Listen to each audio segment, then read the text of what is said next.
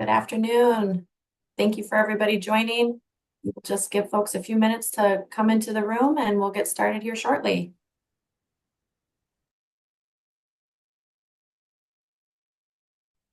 Welcome to our learning session.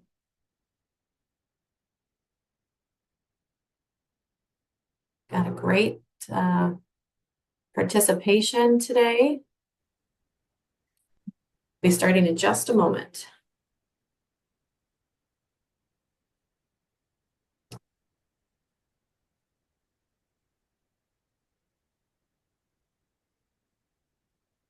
Wonderful. All right. Good afternoon, everybody. Welcome to Launch Michigan's second virtual learning session. Today's session, we are focused on Michigan's current education landscape, and this topic is in support of and continuation of supporting the Michigan Education Guarantee. So my name is Renee Morse, and I serve as the Director of Fund Development and Stakeholder Engagement for Launch Michigan. We will be sharing my contact information with you all, but please use me as a resource and reach out at any time, either throughout this session or at any other point. Few housekeeping rules and items to cover with you. We will be recording today's session, and our recordings will be shared with you in our follow-up materials. And you can also find them on our website and are posted on our socials. We anticipate you'll have questions, so please place those in the Q&A at any point during the presentation, and we will address as many of those as we possibly can. We acknowledge that this is part 2 of a 3-part series, so I'd like to encourage you to register for the next session, which will take place into the new year on Monday, January 6th at noon. We will be putting the registration information, posting it here during the presentation as well. I believe that is all that I have for you. We will get started. So I'd like to turn things over to my president and CEO, Dr. Venessa Keesler. Vanessa? Thanks, Renee. Hello, everybody. Thanks for joining us again if you're coming back, or for the first time if this is the first learning session you've been able to attend. Like Renee said, we are Launch Michigan. We are, if you are not familiar with us, we are a cross-partisan nonprofit that represents a coalition of business, labor, philanthropy, and education. And we're working to reimagine and reinvent Michigan's public education system. Like Renee said, I'm Venessa Keesler. Some of you know me, some of you don't. If you don't know me, my very 30-second bio is I'm a career educator. I started in the classroom. I taught 7th grade social studies. And the bulk of my time in education has actually been spent at the state and federal policy levels. So probably most relevant to the conversation today, I was at the Michigan Department of Education for 10 years, many of those as deputy superintendent over kind of a broad array of K-12 sorts of things. So I've been at Launch for about a year, and we have been focusing on, we're guided by a 3-part framework, which I'm not going to review today, but would love to talk about if you have any questions. But in that framework, one of the main pillars is reinvention. And that is ensuring every Michigan student graduates with a meaningful high school diploma and that they have access to multiple pathways in order to do so.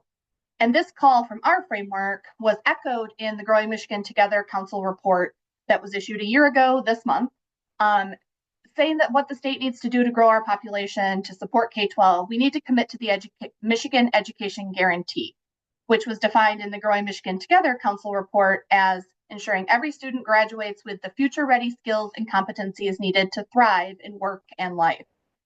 And so one of the things, as we reflected on this, we've been working on this all year, helping get energy around it, helping activate people. One of the things that we've noticed, that I've noticed as I'm out talking to people, is people don't always know a lot about what's going on right now in the state.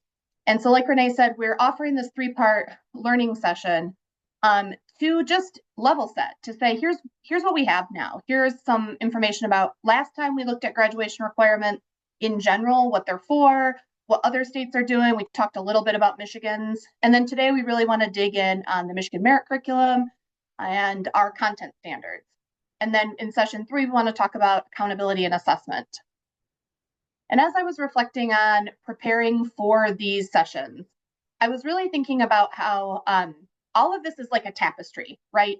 So when you do education reform, when people want to do education reform, they look at a part of the tapestry and they say, I really hate this little square. I really hate this thread. It's, this one doesn't work well. I want to get rid of it. But you can't just get rid of it. I mean, you can cut it out, but then there's a hole in the tapestry. You have to actually understand how that part of the tapestry was woven together. And you have to fix all the parts that contribute to that part.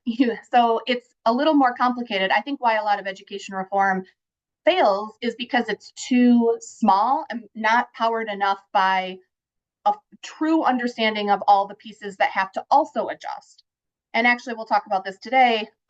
If you only adjust, let's say there's three big components that need to be adjusted, you only adjust one of them, the reform is likely to fail or not have the results that you want because the other two things are still prohibiting it from having its full effect. And so as Michigan comes to this moment of saying, all right, what are we really going to do? How are we going to get on the same page about goals for our students? When we're out talking to parents and educators, everybody wants the same thing for their kids. Business wants the same thing. We want our kids to be able to graduate, go on to their next step in life, be able to get good jobs, support their families. And we want our K-12 education system to prepare them for those next steps. In our learning session last time, we talked some about the importance of keying graduation requirements to both what is needed in higher education and what is needed in the workforce, whether that path for students is through higher education to the workforce or immediately to the workforce and then back to higher ed and then workforce, or whatever their pathway is, having those future ready skills that are needed by our employers, by business, is really important when we think about updating graduation requirements. So we all want that same thing. So as we come to this moment of saying, how can we move forward as a state? How can we define the Michigan Education Guarantee? We want to dig in today. Now we're on our objectives slide. We want to dig in today on our graduation requirements, the Michigan Merit Curriculum, and our content standards, and look at a couple places where there's a lot of consensus around strength, but also consensus around needed change. And our hope, like I said, with these sessions is really just to equip all of you for the conversation. This is, I would say, still somewhat of a 30,000-foot view. Our friends at the Michigan Department of Education have a lot more information on their website. They provide regular trainings on these things. So this is meant to reach the Launch Michigan stakeholder audience and to give kind of a general overview. But if you have follow-up questions, please feel free to ask us, but also feel free to reach out to the Michigan Department of Education because they do provide a lot of excellent information on all of this. So today we're going to do a little quiz, and it'll be fun. I'm sure everybody's excited. December 16th, little fun quiz about content standards. We're going to dig in on content standards in the merit curriculum and spend a little bit of time looking ahead. But before we do that, when we talk about graduation requirements and content standards, we're talking both about state policy that the state did all on its own, and we're talking about federal policy. And the last 20 to 25 years have seen an increase in federal education policy and requirements to states, which has caused a commensurate increase in state policy enacted in order to meet federal policy regulations or federal requirements. The U.S. Department of Education has always done, since it was formed, since ESEA was authorized, it's always been grants to states to support students in poverty, to support students with disabilities, other populations. There's different grant types. And over time, really starting even before this timeline here, really starting with the Nation at Risk and Goals 2000 and some other earlier legislation. But over time, the federal government started to try to drive more national education reform by attaching requirements to federal grants. And so states responded to get those grants, but that does not govern all of what a state does, nor does it govern all of the money. So while I'm not exactly sure what number we're up to now, it's somewhere in the $2-3 billion comes into the state from something like the federal title programs, IDEA. The state's total education budget is much larger than that, closer to $15 billion. So we do a lot, not just Michigan, all states have done a lot to get those federal dollars, which are critical. We don't want to go without them. That would be very bad for Michigan. We've done a lot to get those dollars, but we also have a lot of education programming that happens that is not driven by the federal dollars. And again, after being in this game for a long time, what can happen is we overbuild programs for the federal money and we don't align them with our state programs. And again, this is not just Michigan. This is kind of generally what we know about the last 20 years.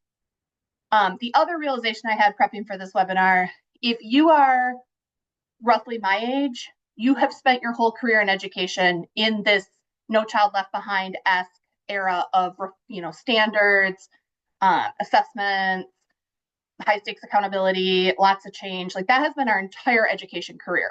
If you are a little bit older than me, you had a time in education that was before all that. And again, there was work before 2001, but really No Child Left Behind was a landmark bill because it was the first to really ratchet up data accountability, standards, requirements, things like that. So for some of us, I think understanding how these fit together is really important because we've lived in the stew our whole career. Maybe we don't step back and think about how it was or how it could be different. So just briefly, a very brief walk down memory lane, which may be more of a stroll down nightmare lane, depending on how you think about all this, or it might be a happy jaunt. 2001, No Child Left Behind was passed. Again, was the first time we saw a focus on testing. This brought us all of our testing requirements, to the extent that they are the requirement to test in grades 3 through 8 and 11 in math and reading, a lot of data reporting, and adequate yearly progress, high stakes accountability. In that same kind of vein of we're falling behind, what do we need to do? Michigan started its conversations around preparing students for post-secondary education, for career and college readiness, and adopted the Michigan Merit Curriculum, which we'll talk about in greater detail today. 2008, a bunch of stuff started to happen. NCLB was due for reauthorization, so those conversations began. Remember that NCLB, the point was everybody would be proficient by 2015, and by 2008, it was clear that wasn't going to happen. But also there was a recognition that maybe the standards weren't high enough. But there also became this is when federal policy around education really picked up. So you saw the race to the top competitions, in which many states, including Michigan, passed legislation to be competitive for those grants, but not all states got them. This was the time of the Common Core, this idea of we could all agree on math standards and we could adopt them. This also was the time of assessment consortia. So the two big assessment consortia, again, trying to answer the question of, does it make sense for every state to develop their own assessment system? No, let's do consortia. This was a time of great hope that we could have some standardization across states. This was ESEA flexibility, where they started to say, okay, we know that the requirements of No Child Left Behind are not, you can't meet them, you're starting to miss your targets, we're going to do this flexibility thing. It was also a time, this is a bit of my just previewing my goal someday to be an ed policy professor somewhere. This is also the time when we started to attach high stakes outcomes in terms of educator evaluations to individual educators using state assessment data at the same time we were transitioning to new standards and assessments. That was terrible timing. That is not the right time, and maybe it's never the right time to attach that kind of high stakes accountability, but definitely not when people don't know what the test is, what the standard is, what's happening. And there was a lot of good, arguments over how federal control versus state control of education. Who decides our standards? Who decides our assessments? That's a philosophical question, not just a political or a factual question. But during this time, again, there was a lot more going on federally. States were responding very fast. And that's why when I thought about, we might do a separate webinar just on this time, or we'll talk about it in the assessment accountability. But really 2010 to 2015 can just best be characterized as mayhem. And if you live through this time, it was changes to assessment, changes to accountability, changes to everything. And when you change standards, assessments, and accountability, or you put all that in an unknown, districts and schools can't possibly plan ahead for how to react in terms of curriculum, instruction. They can't modify behavior to meet accountability standards when they don't know what the standards are. So this was just a time of a lot of churn at the state and federal level, much craziness that we can talk about sometime if you really want to. And then in 2015, No Child Left Behind did reauthorize into Every Student Succeeds Act. Michigan transitioned to the M-STEP. We began the process of doing our ESSA plan. Some of you will remember that because we did lots of stakeholder engagement on that. And then in 2017-ish, we adopted our current accountability system. I'm putting an asterisk, and I won't get into this today. I'll cover it next time. But, we adopted the parent dashboard for school transparency and the index. And then there was the whole A to F fight, which was a state-based situations, which we can unpack later. But point of this is, when we talk in Michigan right now about our graduation requirements and our content standards, they exist and pull on threads in the tapestry on this federal tapestry as well. So when we think about changes, we have to understand the federal landscape and changes that might be coming in the federal landscape and how that maybe gives us opportunities or threats or both at the same time when we're thinking about updating our own graduation requirements or other changes we might want to make to our system. Guess that wasn't a brief walk, but hopefully you'll indulge me. Okay, now we get to the fun quiz part, and you can just answer to yourself. I won't make you put it in the chat. True or false? Michigan has a statewide curriculum. False. Districts select their own curricula. Now you might be thinking, you just told me we had the Michigan Merit Curriculum. Michigan Merit Curriculum is not a curriculum in the traditional sense, and we'll talk about why that is, but this was a trick question. And did you know quality curriculum has a larger impact on student achievement than many common school improvement interventions and cost less? Just a bit of new data coming out of this. So while we don't have a statewide curriculum, the importance of high quality evidence-based curricula is one of the key evidence-based practices that comes out of research. Okay, true or false? Academic standards are set at the federal level. False. States adopt academic standards, also referred to as content standards or content expectations sometimes. But again, this is a trick. All these are trick questions. My assessment training would tell me that these were bad questions. They wouldn't pass the assessment development criteria, item development criteria. Because under ESSA and under NCLB before that, states were required to have content standards. So it's not, you don't set them at the federal level, but if you want that federal money, like I talked about, you've been required to have content standards going back to No Child Left Behind. True or false? Michigan has a statewide minimum graduation requirement. True, but the graduation requirement is outdated. And also true, I think we talked last time, and we'll get into this more here, there is some degree of exposure versus mastery with this requirement. So we know that kids have been exposed to content, but we don't necessarily know if they've mastered the content. Okay. All right, let's, I do see the question in Q&A, Monica, and I'm gonna hold on that until the end, but that's a really good question. I appreciate it. Michigan Now, content standards and graduation requirements. So when you think about journey to graduation, and this is probably broader than just graduation, but that's what we're talking about today. You do have the graduation standard. What are you required to do? What does it mean to get a diploma in this state? So we have that. You also have the academic content standards, which set more fine-grained understanding of what kids need to do in different content areas. So what do you need to know in math? What do you need to know in English language arts, et cetera, et cetera? Those are things that are set at the state level and are meant to be I would say like the guardrails or the train tracks, maybe. Like these are what we know everybody is learning or being exposed to. You then have curriculum and instruction, which is, again, the most impactful part of student learning is what happens in the classroom and access to a high quality, highly trained, highly prepared and supported teacher. So curriculum instruction is decided locally, local district level, and then, is enacted in classrooms on a day-to-day basis.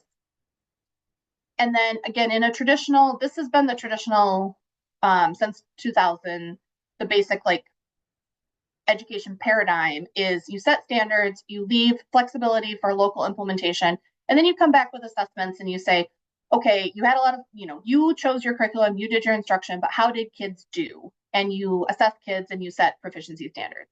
Again, these things are part of what's required by federal law, they're also required in Michigan's state law. And that's kind of the dipstick check. It's meant to be that, right? You check back in, how did it go? And where do we need to course correct? Looking just at graduation standards, and we've already talked about this a little, but to be clear, who requires us to have graduation standards? ESSA requires states to have high school graduation rates in their accountability system. NCLB required this as well. So states had to gather data about graduation, but how you set your graduation standard is left to states. And so the Michigan Board of Education is who adopts statewide graduation requirements. However, in Michigan, it's also codified in law. So the Michigan Merit Curriculum is an enacted law. That's our graduation requirements. They were adopted as well by the Michigan State Board of Ed. And then districts track the progress toward graduation requirements, and they give students their diplomas. Okay, Michigan Merit Curriculum. Our graduation standard was passed into law in 2006, and it hasn't been updated substantially since 2017. And 2017 is when we added the world language requirement. So I know from looking through the RSVP list, some of you on here are Michigan Merit Curriculum experts. You live and breathe this. Others of you, this is probably new. So the Michigan Merit Curriculum is based on this idea of credit, getting credit. And really it emphasizes exposure to content and demonstrating proficiency in that content. You notice I say in theory. What the law says and what the point of the merit curriculum is that all students who earn a diploma at a minimum have demonstrated proficiency with content outlined by the state academic standards or guidelines in all those areas that are included in the merit curriculum. And again, a little bit of memory lane for a second. When the Michigan Merit Curriculum was adopted, it was built on the research base that there was inequity in how we were delivering college-ready curriculum across the state, and that we needed to ensure that all students, when they came out, had access to higher quality, more rigorous academic classes and coursework. So not everybody had what they needed to take that step into post-secondary. It is meant to award credit based on student proficiency instead of seat time. Sorry. So for those of you not familiar, seat time is this idea of if you sit in, if you show up to class enough hours, enough days, you pass the class, you get the credit, you graduate. And the merit curriculum was meant to shift us away from that paradigm into a more proficiency-based system that you could show up to class every day and sit in your seat, but you have to demonstrate that you're proficient in the content. The merit curriculum also built in this ability to have individual learning needs for those who wanted to go beyond the requirement, or those who needed to individualize learning to meet the requirement. And this is a good place for me to pause and say, we had a good question last time about how everything works for students with IEPs. The merit curriculum can be customized, is customized using personal curriculum, or sometimes not, depending on the student and their IEP need. But in general, I think these webinars, we're going to focus more on students without IEPs, and we want to think about diving in and digging in on students with IEPs as their own separate learning session. Not to say that they're separate, because all students are students first, right? So students with IEPs are students in classrooms receiving what educators call tier 1 instruction, or daily, the instruction everybody gets. Students with IEPs are students getting tier 1 instruction first. And then the ways that you modify the curriculum, content standards, assessments vary by student, by IEP, and by regulation. And so they'll make this webinar double as long. Plus, I'd love to partner with some of our friends who are really deeply expert at this, so we have the best focus. But know that the merit curriculum the intent is for it to be able to modify using personal curriculum for all students. Okay, and I already spoiler alerted, but this is personal curriculum. So the law, when it was passed, there was an acknowledgement that kids might want to go beyond the minimum. Kids might need the minimum to look differently for them, and kids might need to modify based on their own IEP or just individual learning needs. And so there's allowance in the law for quite a bit of flexibility in the merit curriculum, which people, I think, don't always understand. This is a place where I think the MDE has done a great job trying to get the word out, training everybody and helping them understand what the personal curriculum can do. Because without the personal curriculum, the merit curriculum can be hard to implement for all of your students with fidelity. So we also don't want districts just saying, oh yeah, they met the merit curriculum, wink, wink. You want to actually give kids access to this high quality, rigorous graduation requirement, but you have to be realistic about what benefits students. So the personal curriculum is that vehicle and is very flexible and supportive of individual learning needs.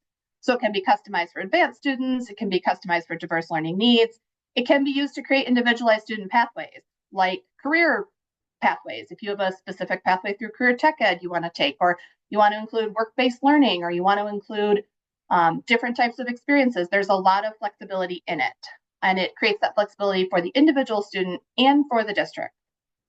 However, there's some challenges to this that I think as we move into any sort of, when you think about graduation requirements, you always have to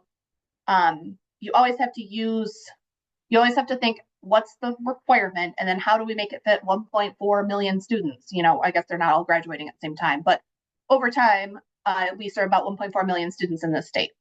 So the challenges with the personal curriculum is that there's little regulation on who's doing what. And to be fair, it would be a massive data collection, but when kids get personal curriculum, they're personal. And we don't necessarily know a lot about who got what, how it was modified. It's not tracked, it's not heavily tracked, which maybe is okay. Sometimes we do too much data, but sometimes we can't then as a state step back and say, okay, how is this happening and for whom?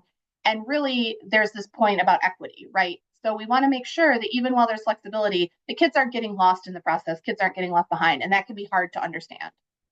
And it is difficult to measure consistently because it is so flexible. Even if we did expand data collection, it can be hard to collect all the possible iterations. And then the one that's probably most troubling to me is that there is a lot of district to district variation in how much they offer and support personal curriculum. So this is meant to be something all students can access to really customize their high school experience, which I think is something that the Growing Michigan Together Council launch. That's something we know needs to happen. That's really important. Not every high school kid wants to go to the same place or progresses through high school in the same way. But when districts are implementing the current flexibility differently, so some districts are like, yay, personal curriculum, we do it. We see the innovation. We can do it all day long. Others are much more limited. They limit how often kids can do it. They don't necessarily understand it. I think they're afraid of violating the law, so they limit. And so if we're really going to have this true, more personalized pathway, we have to recognize that right now that's a possibility and that it's something that's harder for us to enact in this state. I think we're not reaching the goals of the legislation here. And so we want to keep that in mind as we think about the future. And then I did want to say there's one more piece of the tapestry we have to understand. The educational development plan is in another part of Michigan statute that all Michigan students are required to have an educational development plan where they identify their career goals and plans before they enter high school, and then they're supposed to revisit it annually and craft this path for preparing for their career choice. Again, this is meant to be this very living document, this meaningful time, and some districts have the resources, the time, the vision, and they do this really well. It's a living plan for kids. It works in concert with their Michigan Merit Curriculum requirements and other opportunities like dual enrollment, CTE, APIB, all the things. And other districts are not able to do that. The EDP is more of a checkbox. It's hard to pull off. Kids fill out the form because they need to, or they had to fill it out if they're going to take an online course or whatever they're going to do. And it's not that living, breathing, what's your own pathway. And so again, when we think about the future, we have a requirement for something like this. How do we make it more meaningful for more kids? And how do we ensure districts have the support, the guidance, the time? Some of this comes to time. The Michigan Department of Ed has also done a lot of work here trying to give districts resources. I know ISDs really support, but it just remains something that's really hard to do. And if you think about it, you put on pretend you're a high school principal or high school guidance counselor right now, and we know we don't have enough counselors in this state. And you have, I don't know, 100 to 300, 400 kids in a graduating class, and you have to do scheduling and you have to deal with mental health and all these other things, it is a challenge to figure out the right structure and infrastructure for kids to have these kind of plans. It's not impossible. We shouldn't be worried about, we shouldn't not do it. Well, that's double negative. We should do it. We should keep doing this, but we should be realistic and eyes open about what it will take to make it what it's meant to be. Okay, so here, this is like, I would say mine/launch's assessment on the Michigan Merit Curriculum Challenges based on lots of time working with this law in my prior life, and also based on talking with districts for many years. So I said in theory about the law, while the law focuses on students demonstrating competency or proficiency in adopted content standards, practically speaking, a lot of districts still are like, if you take the class and pass it, you get the merit curriculum credit. We don't have statewide subject, content area tests or that they end of course assessments that they could give, but districts can give it, they should be giving locally based proficiency assessments, and some are, and some do test out, and some have some other things. But in a lot of places, it's still about if you show up and you do the class, you get the credit. And that was, the merit curriculum was meant to move people away from that. I think part of that is that we have separate rules around seat time. So this relates to how schools get their money.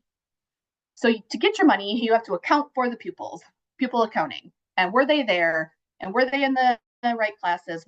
Were they with a certified teacher, properly certificated teacher? There's a lot of rules, there's a lot of laws, and then rules, which are separate, how they're enacted. Laws are passed by the legislature, rules are enacted by the department based on the legislation. So if we want to think about changing how we do high school graduation requirements, it has to be coupled up with a conversation around what needs to be more flexible in seat time, because there is a lot of prohibition on how districts can do things that don't come from the merit curriculum, but come from the seat time law. In my experience and my observation, districts have a lot more flexibility in the implementation of the merit curriculum than they are generally exercising. And this actually, Lisa, I see your question about Rep. Planville's bill. It's a great time to talk about this. So what the law actually says is that kids need to get credits in math, for example, and the credits need to cover the content included in Algebra 1, Algebra 2, Geometry. Like, it lists out some courses. Districts are allowed to create a integrated learning experience and have it meet the math requirements. They're allowed to give kids, CTE classes. They're allowed to do work-based learning. There's a lot. You don't have to give Algebra 1, Algebra 2, Geometry, but you have to make sure kids are exposed to and can demonstrate proficiency in the content of Algebra 1, Algebra 2, Geometry, etc. And again, going back to the first 2 points, for a lot of districts, the default has gone back to, I make kids take classes with certain names. And there's a lot of reasons for that. But I think that has also made the law feel more limiting and more archaic than it's meant to be. So for me, it's like the MDE has spent a lot of time trying to explain this to districts. Some have seen it and they know how to modify. They adopt different kinds of sequencing locally. They integrate the content standards into different learning experiences. But a lot of districts, again, going back to, they're afraid. They're afraid of pupil accounting, losing their money. They're afraid of violating the law. They don't really understand. It's not super straightforward how to do it. And so in practice, most districts are not using the flexibility in the law. And so to answer Lisa's question, yes, we are generally supportive of changing the wording to take out course names, because we think that has taken away from the point of the law and created unnecessary restriction. But our caveat asterisk is we actually are supportive of a more general revamp of the merit curriculum. So we think this bill is a good idea, like a temporary, like a fix we could make now.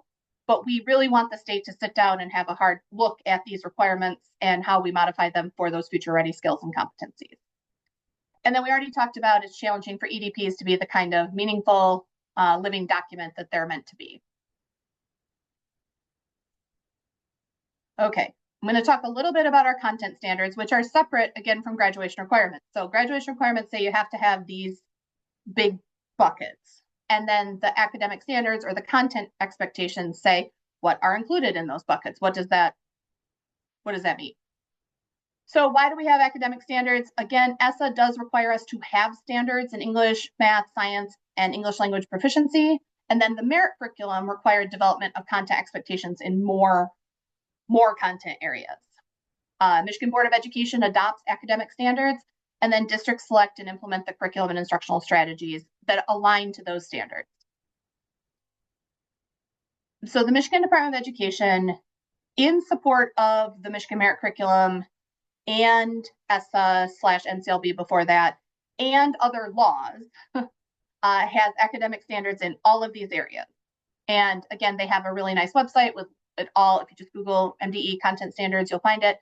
All this information is lined up. What are the standards? For some of them, there's more detail, like model skills and other pieces to support districts in understanding how to implement these. But if you're not a district and you just want to know, we do have content expectations in all of these things that are both subject specific, but also grade level specific.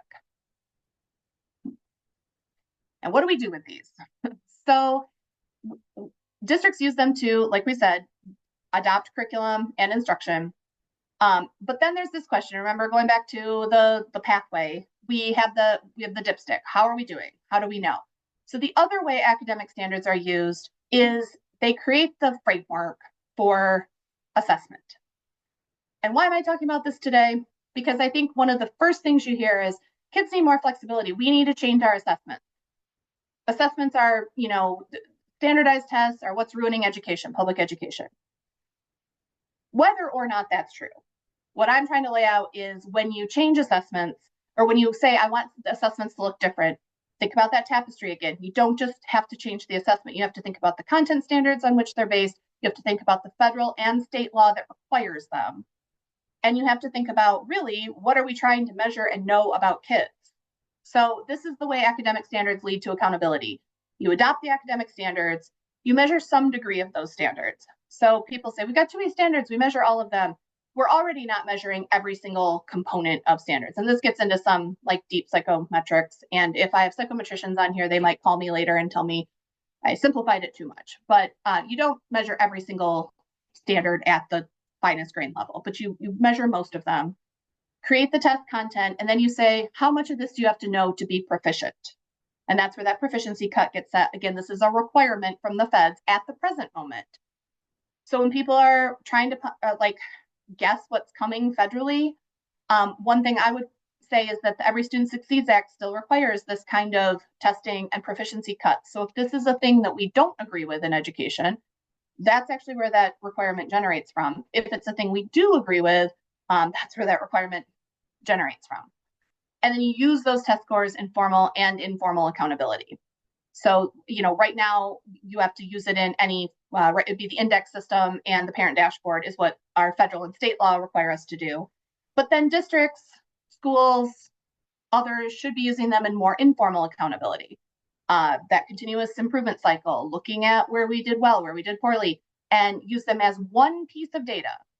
And again, I will say, the big problem with assessments from my perspective is not that they don't do this well. They actually do this well. They do a good job of telling you how much you know of a certain set of content standards, how much your student knows. They're pretty good at that. They don't do a great job at telling you how resilient the child is or how they do in terms of their collaboration and communication, or how they set them up for the future necessarily. They aren't designed to do that. They are designed to measure content standards. And so when you ask them to do more than measure content standards, that's where it breaks down. But if you're saying, how well does this test tell me how much math this child at this grade level knows? They're really pretty good at that. And everybody loves to hate the assessment from their state. I can tell you, after having spent time at the federal level, Michigan's assessments are one of the best. You go to other states and they say, oh, I'm so jealous, you got such a great system. But if you're in Michigan, it's like, oh, we got the worst. So, prophet is without honor in his own town, or whatever that saying is. Okay. And if that was an exciting conversation for you, it's a little teaser for a deeper dive into assessment and accountability next. So I see some questions coming in the Q&A. I'm just going to wrap up with this, looking ahead, and then answer these.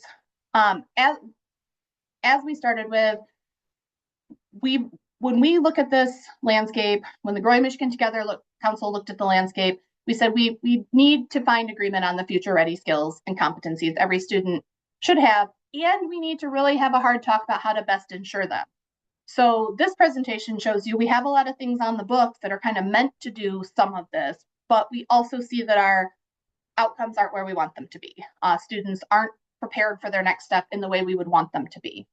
So as we move forward with talking about the Michigan Education Guarantee, it also is a nuanced discussion of how do we modify, update, or replace things that are on the books that maybe are holding us back from that fully articulated vision where Michigan students come out ready to thrive in a rapidly changing post-secondary and work environment. And like I said, accountability assessment next. So I'm going to stop sharing and I'm going to answer some Q&A. So Monica. Oh, I'm supposed to click answer live. Sorry. Sorry, I'm getting used to the Q&A function.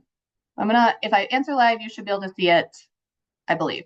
But Monica asked a question about having gone down memory lane, how do we get back to the simplicity of learning and the relationship between the child's inner journey connected to community, school, state, instead of the other way around? And then reiterated that there's fear about the standardized culture and outdated requirements get in the way of this simple, playful process.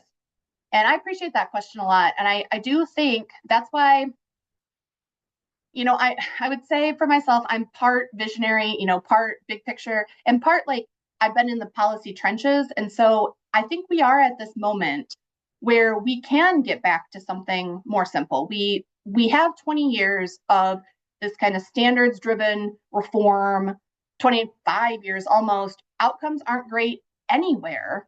And so it's a good point for us to stop and say, what isn't working? I mean, maybe all this top-down requirements don't work the right way. Maybe we need fewer top-down requirements, but the ones we have need to be stronger. Or how do we truly keep those equity goals?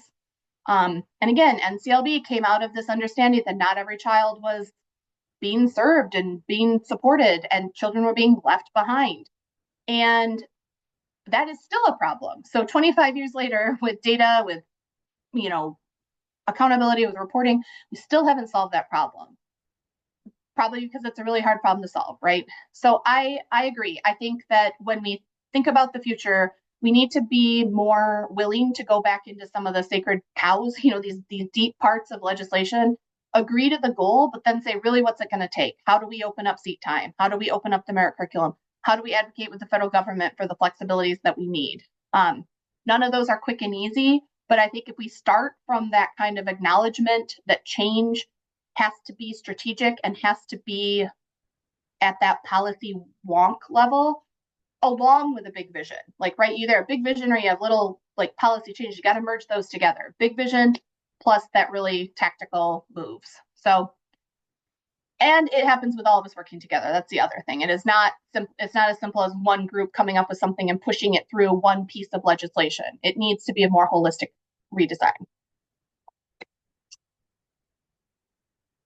Okay. Josh, I'm going to answer this live too. Host of the What School Could Be podcast. So national data and research suggests that today's young people have 5 to 6 careers, not job changes over their lifetimes. Wondering about the reasoning of doing career counseling starting in middle school. Feels early. Yeah, I think that's such a great question. That is what is in Michigan's law right now. So the EDP is required to be developed in middle school. I think I know the reasoning is so that they can go to high school and start to take the right kind of courses or experiment. But what I appreciate about what you're calling out is something I've been looking at the research for, reading, some of the What School Could Be work actually is great for this. How do we both have a high standard and give kids some chance to experience joy and fun in high school and do things that interest them? Our chronic absenteeism rates are in this state over 30% on average. And I talk about this a lot. Some of that has to do with, structural barriers, right? Like I don't have transportation, I don't have clean clothes. I know districts work hard on those wraparound, those whole child services. But some of that is there, and some of it is mental health and kids disengaging. And there's something about the pandemic too that caused it. Kids aren't as attached to going to school. But I firmly believe there is something about disengagement. Kids just aren't that excited to come to school. One of our stakeholders asked a group of people, be honest, how many of you are excited to go? What percent of your kids do you think are excited to be at school every day? And the number was pretty low. And so, again, I think the intent when states pass legislation, it's trying to create the right infrastructure for locals to do this very nuanced work.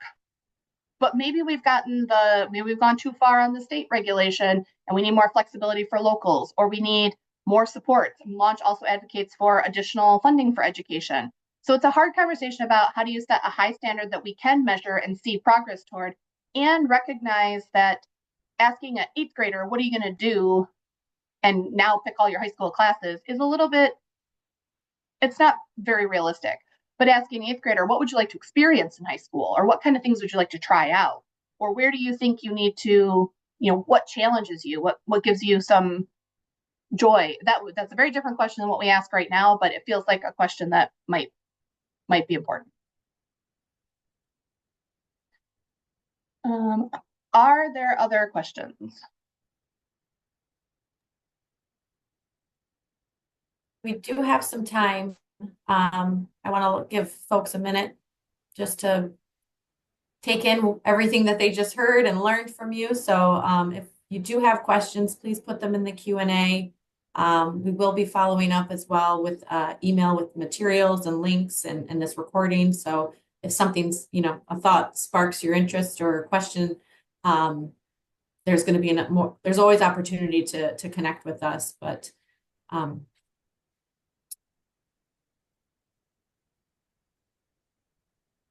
thank you for the thoughtful questions so far. We know everybody listening in is very invested in their work, in education, and doing better for students across the state. So, Vanessa, was there anything else you wanted to touch on while we give folks just a couple more seconds to? Yep. Sorry, there's one more question, then there's a comment in the chat. So, I'm sorry. So there's a question about how this webinar and changes will relate to CTE students. And I think that's so we don't know. Part of Launch doing these learning sessions is that we don't yet know what the future will be. We want to say the future needs to be something, and we want to be at the table. We want you all at the table. We want to create a table. We want to bring in the right conversations. But we know that if you for the state to adopt a meaningful Michigan education guarantee, it's only meaningful if we are all there together and we agree and we can move toward it. Again, one of the lessons learned from the last 25 years is when somebody says this is the goal and pushes it onto everybody else without a chance for buy-in and careful thinking, that goal is a very limited goal and often gets undone in the next cycle. That being said, I think the merit curriculum has been modified over time to be more flexible to CTE students. Again, I'm just going to speak from my perspective. What I would love to see in a revamp is thinking about how we've done a great job of expanding CTE in this state, I think in some ways, but there's still a lot of inequities in who can get it. So some ISDs offer it. There's millages. They can do millages to provide CTE. We've done more with career tech centers. There's investments. So that's good, but not everybody has access to that. And a lot of places, not all, but a lot of places have moved CTE then out of the traditional high school. So it's a little harder for kids to dabble, right? If they're like, I want to try something, or I want to do a little bit. And again, I'm painting with somewhat of a broad stroke, but I think what we have to do in any revamp is stop thinking about career tech as a separate thing from graduation. Like everybody should be exposed to the kind of work-based learning, or that's the wrong term, work-focused career technical skills. The kids should have a chance to then specialize more into them. So it's long story short, I don't know exactly how all of it will happen, but I think we have to ask, how do we blend when we think about students being ready for post-secondary and the workforce, it's like, how do you get more of those experiences for all students in the high school time?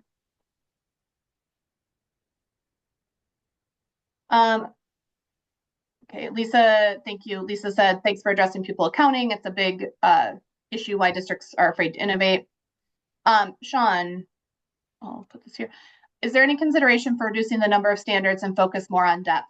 I think that's a really important conversation. I think, and that's why we wanted to kind of go through that they are linked, right? So you could change the graduation requirements, but if you're going to change, you might have to change content standards too, or you might have to change how the content standards are assessed, all of which does require a fairly careful dance of federal and state regulation. But I think it's a good, especially if I think there's been good evidence on like standards, breadth versus depth, things like that. So I think that needs to be part of the conversation.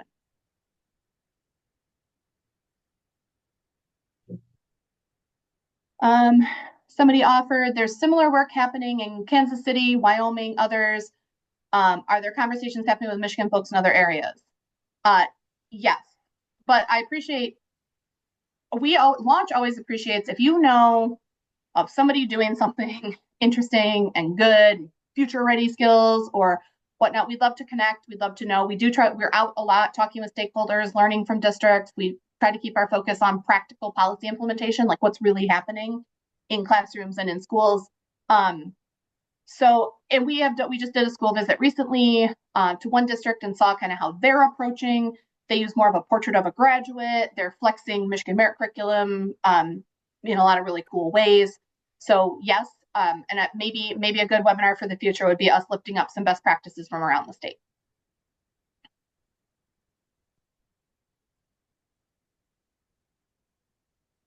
Yeah. So Jim has a question. Does moving from an industrialized model to the knowledge economy inform our shift in curriculum instruction outcomes? I think it has to, right, Jim? I think that's the point everybody's reaching is that an industrial model said every kid, kind of widgets, right? Like every kid gets this, it comes out. Also, not every kid needed to have access to high level skills. Not every job required high level skills. And again, the merit curriculum was kind of meant to move us away from that sort of sit in seats and do enough time and then like graduate. I think now we need to make another shift. So what is the knowledge economy? I was talking to a business person the other day who said, business needs to articulate what we're doing with AI, for example, and what competencies we need. Like it's on us too to speak up and say this is how we're doing it. And it's such a fast emerging field that it's hard for us to even say what we need from employees. So, and that's why when we do the Michigan Education Guarantee work as a state, having business and education, higher ed, and probably a crowd of just like visionaries, right? Like people who really get where the knowledge economy is going. So we can make sure that our curriculum and instruction and standards are reflect or give the freedom for that kind of focus and innovation and flexibility.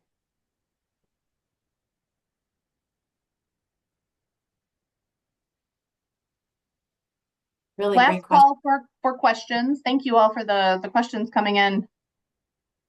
We appreciate it.